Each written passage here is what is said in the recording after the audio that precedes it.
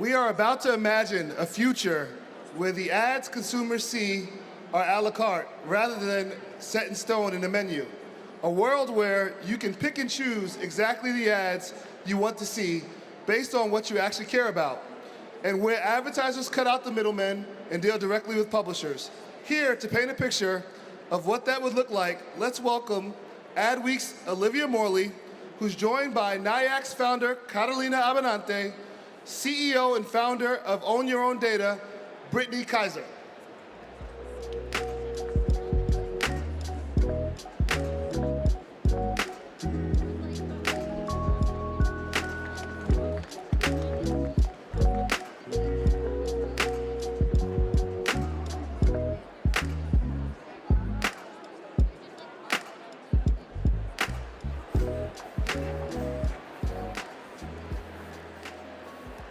So thank you, David, for that awesome introduction. We're really happy to be here today. So we have a short time, so I'm going to go ahead and kick us off. Transparency has been an issue in this industry for years and years. But most recently, I mean, thinking back to the agency rebate scandals that happened in 2016 and 2017, trust became a really big topic of conversation in the industry. And most recently, we've learned that Elon Musk is sort of considering the impact of bots on Twitter. And the idea is that if Twitter has more bots than anyone thinks, then the company is not worth as much. And so it makes you really think about the cost of our attention and how that can really be intimately intertwined with the value of a large tech platform. So Brittany, we'll kick off with you because you know a lot about this. So I would love to hear more from you about how some of these issues with ad fraud and bots are really impacting the ecosystem at large. Absolutely. And so when we're talking about the advertising industry, the entire point of paying for advertising is to put your content in front of human beings who might buy the thing that you are advertising. So when your content that you are paying for as a company is actually just going to fake accounts that are being clicked on by bot farms, then you are wasting your money and you are not making any sales. Unfortunately, that is a large part of Facebook's business model, and we're about to find out how big of a part of Twitter's business model it is. There is a reason why a lot of the biggest social media platforms do not KYC AML, aka identity check, all of the people that come onto the platform, because it is so easy to create fake accounts and then to have them run by these click or bot farms, right? And so that's a problem for many reasons, not just for the advertising industry, but for elections intervention, for disinformation campaigns, for the types of cyberbullying that a lot of people are dealing with around the world from different groups. And so when we're thinking about how we actually solve this problem, I think one of the interesting things that's going on in all over front page news today is that Elon Musk is about to try to buy Twitter and take it private, and so he's undergoing this audit process of finding out how many fake accounts there actually are on Twitter. When Twitter started to make the deal, they said it was 5%. It's been estimated by researchers that on Facebook it's over 50%. So if it's only 5% on Twitter, I would be shocked. But Elon is about to find out and therefore try to negotiate a better deal should too many of those accounts be fake. So I'm really excited actually about what Carolina is doing and what's going on at NIAC's, because it is so important for us to have transparency in these systems. And it's not just so that advertisers can make more money. It's so that we can actually have a safer online digital life. So in this circumstance, we're about to find out what our attention is really worth. Exactly. So we're here to talk about blockchain as a potential solution to this problem. I think that there have been a lot of buzzwords in the industry, like crypto and Web3. I think that there's still sort of this information gap around blockchain as a concept, and especially how it relates to advertising. So Carolina, can you talk us through how some of this works on the back end? Well, listen, with my company, we use blockchain as a single source of truth for both the advertisers and the publishers. And that's also with the SSPs, which are the supply-side platforms, and the DSPs, the demand-side platforms. And these are terms that you'll always hear about the programmatic industry, and it's worth 86% of our industry right now. But blockchain can be revolutionary. And I think right now there's another conference going on in Cannes, France, where a lot of people are talking about just that, the Web 3.0 and also blockchain. So every one of the large agencies are now taking to heart that they have to find out how they can have not absolute transparency, but as much transparency as can be given to the individuals and also to the advertisers who they are a proxy for. And we hope that that can create a better ecosystem for all of us. So we talked a little bit about ad fraud as a concept, and I'd really like to understand how measurement and reconciliation has operated in ad buying up until this point. You mean even now? Even now. How it works. So 33% is the number that they throw out there about ad fraud. That's a lot. Okay, and this is on paid media. So that's what we're talking about. Right now, there's many certifiers out there. There's IAS, there's Double Verify, there's Moat, there's Human, the former White Ops, and there's several others that are out there. What they do is they look at your brand safety measurement. They look at also the viewability measurement, and they look at the fraud, whether it's a bot or not. Now, advertisers, through their agencies, say which one they want to use because they cannot mix and match. The templates of one of these companies is not going to match with the template of another. So if one is better in fraud, which I believe Human is, they're fantastic at it, cannot be easily mixed and matched with IS, who does a fantastic job as well. So you have to pick and choose one. But that is not getting down and deep to really see if these are inauthentic accounts or anything else. So we're hopefully going to move into a much better measurement system, and maybe with these current certifiers that exist, because they have a lot of technology, they have a lot of know-how, and they can give a lot to the ecosystem.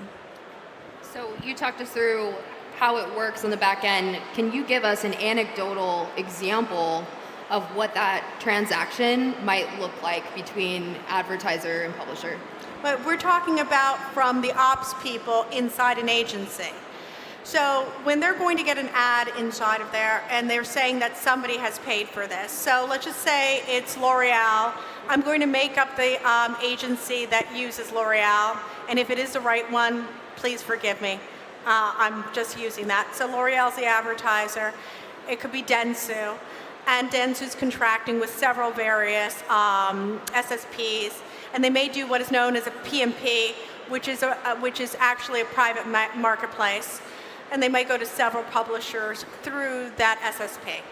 And then when they get it back on this, from the PMP you can do a rationalization with how much should be viewable, how much is going to match it. But if you're doing programmatic, it's very, very difficult to do the audit process. So whatever the SSP brings back in this PMP, this private marketplace on groupings of publications, that is what's going to be paid to the publisher. It doesn't matter about the individual. The individual is not paid in this instance. It's going to be the publisher that's paid. So you're talking about this really airtight way of tracking transactions. Yes. So this is a question for you, Brittany, but how does privacy fit in there? How does this create a fair and more equitable and open environment for consumers? So the way that legacy technologies work, and I like to call it legacy technology, big tech, Web 2, whatever you want to say, because I don't believe it's the way that technology architecture is going to be in the future. Very soon, and even now, all of this is changing. But the way that legacy technology works is that individuals have no rights to our data. We don't own any of our data. Our data is purchased and licensed and gathered without our explicit consent by companies all over the world. And then models are built off of that to predict our behavior. And so the base data, so the raw data sets on ourselves, as well as the modeled data, is what most advertisers are using in order to decide what content to target us with. The way that Web3 or cryptography and blockchain-enabled, digital identity-enabled systems will work is that we actually own all of our data. We use a digital identity or a digital wallet that contains all of our data, and we can decide to license or share anonymized, secure, private data sets with any company or organization around the world, and do that through smart contracts. So what a smart contract means is that I'm able to say who I'm happy to share my data with, for what purposes, for how long, and if it is to be monetized, what I want for that, what percentage of the revenue belongs to me. And then advertisers can use my data, and they can also verify that they are using my data to show me content and that it's actually going to me as a person. So in order to enable my privacy, none of these advertisers ever get access to my sensitive data, like my name and my address and my live location, etc., and so forth. So I'm actually able to protect my own privacy and safety and choose my own digital experience and what I'm comfortable with and what I'm not. Yeah, I mean, that's really interesting. I think that one thing I want to make sure that we get at is sort of the so what. Like, I think that we've talked about how what's at risk is this incredible cost to advertisers, a big waste. But what could possibly be at risk to us as consumers and even as a society if this kind of technology or this kind of openness is not adopted? I would say that we will continue living in this kind of serf-like system where we are serving companies as opposed to companies serving their customers and their users and their clients, which is the way that it should be. So right now, we're stuck in this system where we are constantly being used and taken advantage of, and it's a top-down system where all of our value, our data, our digital assets, the most valuable asset on Earth that has surpassed oil and gas in its value, is being taken from us without our explicit consent and monetized only at the top. So most of the biggest companies around the world that are worth trillions of dollars or hundreds of billions of dollars are that valuable because they own all of the value of our personal data. When we move from Web 2 to Web 3, from a renter to owner model, we own our data, and then the companies that are licensing or using it in order to monetize things, they pay us a portion of the revenue. So all of a sudden, everyone on Earth, their data is valuable enough where we can at least buy our groceries based off of the data that is being used every day, the data that we are producing every day. And given that we are in a situation where hundreds of millions of people around the world are at risk of starvation, this is absolutely revolutionary and world-changing, that in our phone we can collect enough money to go scan at the grocery store and buy enough food to take care of our basic human rights, feed ourselves and our families. So it sounds like there's a very real danger that can be realized if there's not change implemented soon. So in your book, you talk about how Alexander Nix, former CEO of Cambridge Analytica, described the United States as a wild, wild west of data. So can you talk to me a little bit about that, and if things are starting to change and go in a more positive direction? Well, I'll first say that I am an eternal optimist, otherwise I couldn't be an activist and an advocate for data protection and privacy and blockchain technologies and their implementation in order to protect us. But I really think that we're moving away from the Wild West of data, as Alexander Nix used to call it, because even though we still don't have national privacy and data protection legislation in the United States, we are starting to see big states like California, Virginia, now the state of New York, starting to either write or pass large-scale data protection legislation, which wasn't the case when Alexander used to say that. So it used to be that in the United States, you could do absolutely anything with data at any time. You could purchase or license the data of Americans from anywhere in the world. So whether you are an American company or you're a Kremlin-backed hacker group, you can just have the data of Americans and do anything you want with it. and there's absolutely no accountability there whatsoever, which was one of the main issues in the 2016 elections and continues to be, especially now that we're dealing with the war in Ukraine. So when we're starting to really think about like how we're making change on this, we really need to think about the implementations of this from a legislative and regulatory perspective, on an education and awareness perspective, but of course, the new technologies that we're implementing, which is why I think what NIAX is doing is so important, and what so many companies in this space that are utilizing decentralized ledger technologies, advanced encryptions, blockchains, in order to change this, it's really going to make a huge impact. So Carolina, can you talk us through NIAX's approach to that? It strikes me that for as beneficial as this is, right now these laws are still on a state-by-state basis, which causes a tremendous amount of confusion and chaos. So I'm just curious to get your thoughts there. Okay, well, the first thing is we want to we want to have a federal law that's preemptive. One law for everybody in the U.S. We do. And we wanted to amalgamate with GDPR and other laws. It's easier for the advertiser. It's easier to create a system that's compliant. And yes, we want the ethical use of data. And these have to be things that are brought down by the organizations, the legislative branch, and people working together on this technology. How we deal with blockchain is we use it as a centralized ledger.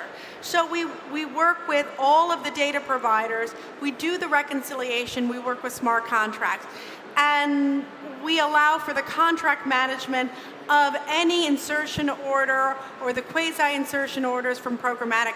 But this is a larger discussion on this. The fact is, can this approach be used for everybody in the industry? I think yes. The problem is, we have to sit down at a table, and smart contracts have to be the same for me as it will be for Trade Desk, for Google, and for others. Because if we don't create a common language that we're utilizing, we're going to have these bottlenecks. It's not going to be transposable. In this industry, transposability is very important, because when you set a bid out, and a bid is then an advertisement is shown in 40 milliseconds, this is fast, okay? And the intents are faster than the trading systems of most of the NASDAQ, of the New York Stock Exchange, and that is fast. We need to all work together to understand how to create that. What does the legislators want? What does the industry and what the needs are? And can blockchain be used? There's ideas that the speed is not there, but there's ways to make the speed happen faster. There's a way to utilize it at centralized hubs. And people can have their data on rails, and they can come out with wallets. But you know, it's not for me to say, it's for us to work all together to make that. Because the ethical use of data has to be every one of you people having a voice. And if you don't, then somebody's going to decide for you.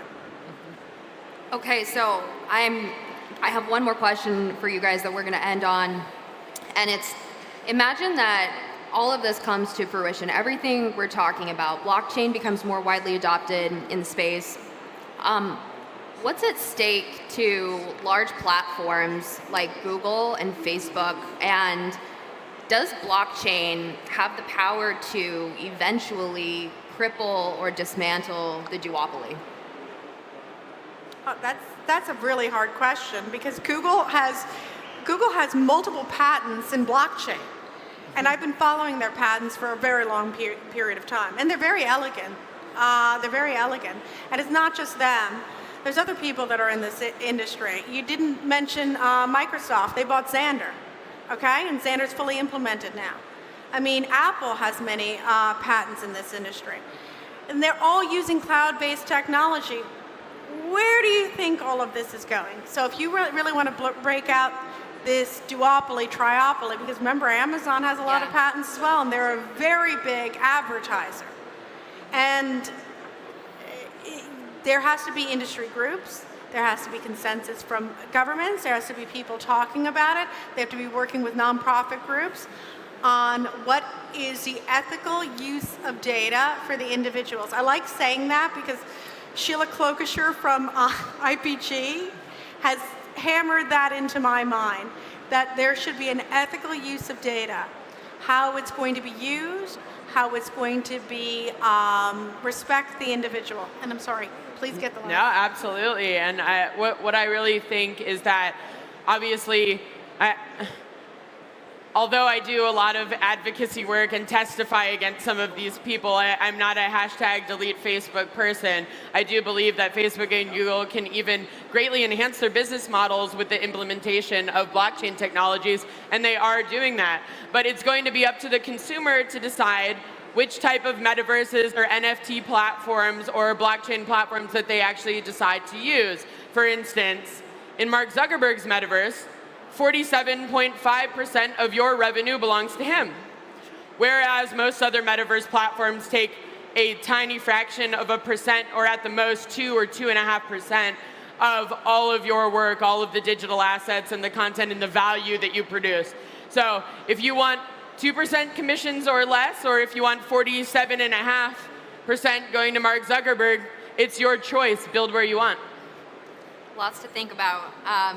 Thank you both so much. It's been really a pleasure to chat with you, and we'll wrap up there.